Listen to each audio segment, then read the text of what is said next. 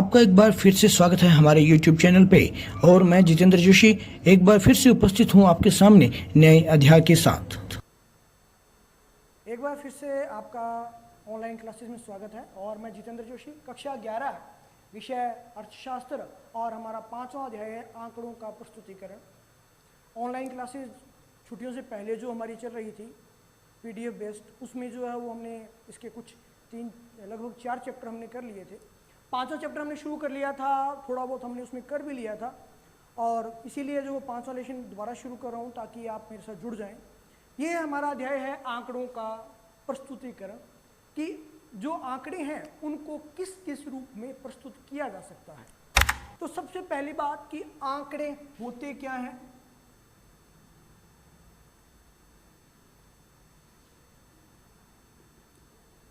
आंकड़े किसी विषय वस्तु को, जी हाँ, विषय वस्तु जो हमारी पुस्तक में लिखी हुई होती है, उस विषय वस्तु को अंकों के रूप में प्रस्तुत करना ही आंकड़े कहलाता है। ये डेफिनेशन मैं लिख इसलिए नहीं रहा हूँ कि ये हमारी इससे पीछे के अध्याय में आ चुकी है कि किसी विषय वस्तु को अंकों के रूप में प्रस्तुत करना ही आंकड़े कहलाता है। अब आपके पास वे आंकड़े आ गए, विषय वस्तु के आंकड़े आ गए। अब आप उन आंकड़ों को कितने बढ़िया ढंग से प्रस्तुत कर सकते हैं कि वो आपको बहुत बढ़िया ढंग से समझ आ जाए। तो आंकड़ों का प्रस्तुतिकरण हम जो है वो 3 प्रकार से कर सकते हैं। 3 प्रकार हैं आंकड़ों के प्रस्तुतिकरण के। पहला, दूसरा और तीसरा। पहला जो हमारा प्रकार है वो है पाठ विषयक।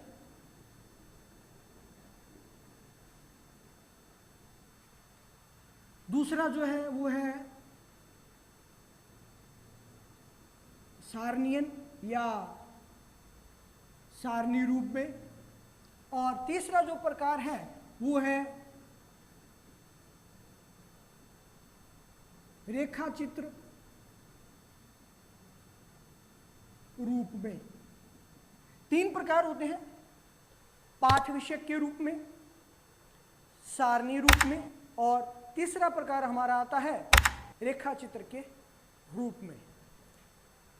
पहले हम बात करते हैं पॉइंट नंबर 1 की। सरसरी तौर पे आपको बता देता हूं कि तीनों प्रकार क्या क्या होते हैं। देखिए, पाठ विषय के रूप में हम किसी को भी विषय के रूप में लिख लेते हैं, जैसे कक्षा 8-7 में होता है, क्या वो विस्तार से आगे बताएंगे। फिर दूसरे रूप में सारणी होती है, उसमें हम सारणी बनाकर आंकड़ों को प्रस्तुत करते हैं। सारणियों के कई प्रकार होते हैं, सारणियों के कई अंग होते हैं, उसका हम यहाँ विस्तार से वर्णन करेंगे और सारणी की उपयोगिता, विशेषता और गुणों की बात करेंगे। और फिर आता है रेखाचित्र के रूप में। रेखाचित्र के भी कई प्रकार होते हैं और उन प्रकारों को अलग अलग ढंग से प्रस्तुत किया जाता है। उनमें से अधिकतर जो प्रकार हैं रेखाचित्र के, वो प्रकार आपके सामने आ चुके हैं कक्षा 9 में और 10 में, जिसमें आप अभी तक गणित में उनको अध्ययन करते रहे हैं। तो इन विषय वस्तुओं को हम शुरू करते हैं। पहला हमारा टॉपिक आता है पाठ विषयक के रूप में। पाठ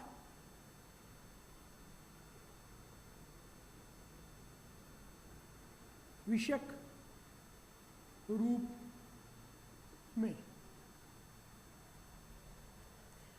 यहां आंकड़ों को प्रस्तुत किया जाता है पैसेज के रूप में, पैराग्राफ के रूप में, और उन आंकड़ों को लिख दिया जाता है सीधा ही। एक उदाहरण आपकी बुक में जो है वो 3 स्थितियां दी गई हैं। तो उन्हीं स्थितियों में से एक स्थिति मैं आपको बताता हूं। मान लीजिए मैं आपके बारे में ही बात करूं कि जिन जिन विद्यार्थी इकोनॉमिक्स पढ़ रहे हैं उनके बारे में बात करता हूं, किसी एक विद्यार्थी के बारे में, कि एक्स विद्यार्थी ने कक्षा 8 में सामाजिक विज्ञान में 60%, अंग्रेजी में 72% और सर्वाधिक अंक उसने गणित में 82% प्राप्त किए थे। वहीं एक्स विद्यार्थी ने कक्षा 9 में विज्ञान विषय में अधिक 82 अंक प्राप्त किए, लेकिन गणित में यहाँ वो कम होकर 78% पे चला गया, जबकि सामाजिक में पहले के बराबर ही रहा। अब बात कक्षा 10 की। कक्षा 10 अभी रिजल्ट हालांकि आया नहीं है, लेकिन फिर भी मान लेते हैं कि एक्स विद्यार्थी ने कक्षा 10 में जहाँ सामाजिक में 2% की बढ़ोतरी करते हुए यहाँ तक पहुँचा, उसी रूप में जो है वो गणित और विज्ञान की बात करें तो गणित और विज्ञान में यहाँ उसने दोनों में ही बढ़ोतरी की और लगभग 92 नंबर तक पहुंच गया। ये सब बात एक पहरे के रूप में, एक पैसेज के रूप में लिखी गई है और उसने आपको लिख के बता दिया। ये थी प्रथम स्थिति। द्वितीय स्थिति क्या होगी? द्वितीय स्थिति यहाँ यह होगी कि 1901 में भारत की जनसंख्या लगभग इतने करोड़ थी।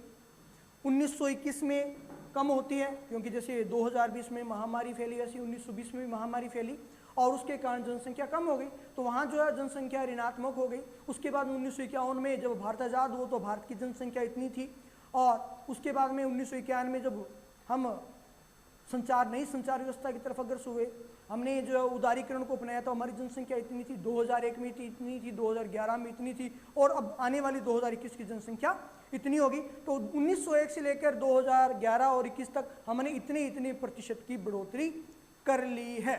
इस तरह से जो लिखे गए आंकड़े होंगे वो होंगे हमारे पाठ विषय के रूप में, यानी कि यहाँ जो है वो पंक्तियों के रूप में इस तरह से आंकड़े आ रहे हैं बीच बीच में और पंक्तियां जो है वो बहुत सी लिखी हुई हैं और उन्हीं पंक्तियों को आप जो है वो लिखते हैं। अब पाठ विषयक आंकड़े आपके इस रूप में हो चुके हैं कि उन्हें जो है वो आप ले रहे हैं। तो पाठ विषयक जो आंकड़े हैं इनके कुछ गुण भी हैं और कुछ दोष भी हैं। इनके गुण क्या हो सकती हैं, हालांकि बुक में नहीं दिए गए हैं लेकिन मैं कक्षा में आमतौर पर जो इसके गुण बताता हूं कि पाठ विषय के गुण क्या हैं। तो गुण ये है कि पहला गुण अगर बात करें तो इसे पढ़ने के लिए कोई विशेष ज्ञान की आवश्यकता नहीं पड़ती। कोई 8वीं 9वीं पढ़ा हुआ या 5-6 भी पढ़ा हुआ जो हिंदी पढ़ लेता है वो भी जो है वो सरलता से इन पंक्तियों को पढ़ लेता है की आवश्यकता नहीं। कोई विशेष ज्ञान की आवश्यकता नहीं है, कोई भी व्यक्ति आगे पढ़ के उन पंक्तियों को चला जाएगा, ठीक है, ज़्यादा बड़ा लंबा छोटा मैटर नहीं है। दूसरा, अर्थशास्त्र का ज्ञान होना आवश्यक नहीं है, ज्ञान आवश्यक नहीं है। सही है, आपके पास अर्थशास्त्र का ज्ञान है या नहीं कोई महत्व नहीं रखता। अगर बात करूं मैं इसके दोष की तो पहला दोष ये है कि इनको समझना मुश्किल या कठिन होता है।